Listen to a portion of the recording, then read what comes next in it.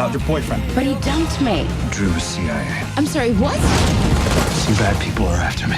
You know, it's hilarious. That's first and foremost. It's a riotously funny comedy. Well, we shot the most in Budapest, so I would say that I think to me was the most fun because you got to really immerse yourself in Hungary. I did a lot of wild stuff in Budapest. This one was trying to learn Hungarian, which let me tell you is one of the hardest languages I've ever encountered in my life.